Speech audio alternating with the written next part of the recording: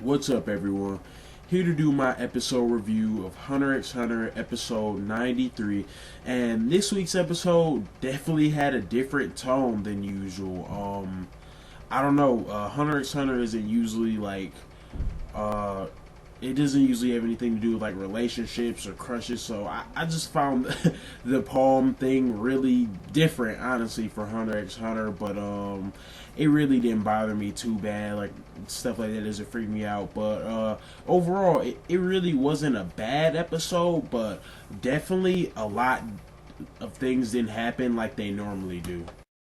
So the episode starts off with the king actually taking out fodder, which I definitely expected, no surprise. And after that, we find out some pretty interesting information that when he eats an end user, he adds the aurora on his, or he becomes stronger. And it makes me wonder, like, does he get their powers too, like the leader of the trope, or like does he only add more aurora, or what's the deal with that? But either way, I think that's really interesting, and it makes me really wonder, like, how strong will he be before Netero gets there?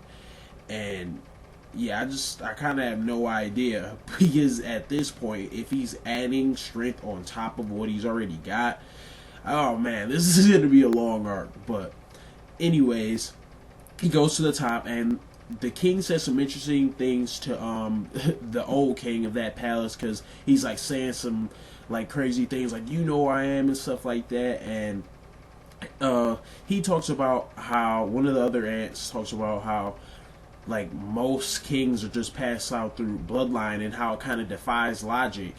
And after that, he just takes his guy out, and there are these girls to the side that were performing, and he has to spare them, or they asked to be spared. And he says something very interesting that I just thought kind of applies to real life somewhat. And he says, do you guys ever spare cows or pigs when they squirm? And man, it was just a pretty real moment. I just thought it was interesting that he said that. But right after that, we go over to Gon and Palm, and Palm is furious because they were supposed to lose, and Gon made a promise.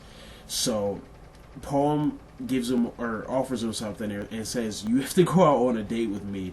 And like I said earlier, I thought that was very interesting, because I don't know, sometimes series needs to take a break from like the dark stuff, and I don't know, maybe have a lighthearted episode every once in a while. And I just thought it was just very interesting. I really didn't see it coming. But yeah, he says he'll do it, but he needs to train, and she gets really furious. But he says, if you wait, I have a surprise for you. And he just diffuses Palm, and as usual, I thought it was really interesting how Gon's personality just, I don't know, he just gets along with people really well. And I wonder how it's gonna like play later along in the series. I hope we get no talking no jutsu like in some other series. I hate that stuff. But Gon's just really good at talking to people and just befriending them. But anyways, after that, he says they need to go train, and while they're training, Killua asks Gon, like, have you been on dates before? And I guess Gon used to do that all the time in his village, which I also found a little interesting. And right after that, we get a call from Knuckle, and he says that they found Kite, but he's being controlled. But Gon's just happy that he's alive. And I just really wonder what's going to happen with Kite now, because I just have no idea, because it doesn't look like he's alive. Like, it looks like he is, but I have no idea what's going on with Kite. But anyways, after that, we go over to the cheetah, and I honestly forgot his name. I'm not actually sure of it, but he just notices that, oh, well, I have new prey. And after that, we go over to Palm and Gon, and they're about to go on their date. And when I first saw that girl, I was like, I thought that it was Palm when the camera was on Killua, but I could not believe that was Palm. And it was very interesting. But after that, they're following, or Killua is following Gon and Palm. And I actually forgot to mention that the cheetah encounters some police, and they shoot a bullet, and this ant is so fast. He saw the bullet right before it got to his eye, cut their fingers off and got behind them.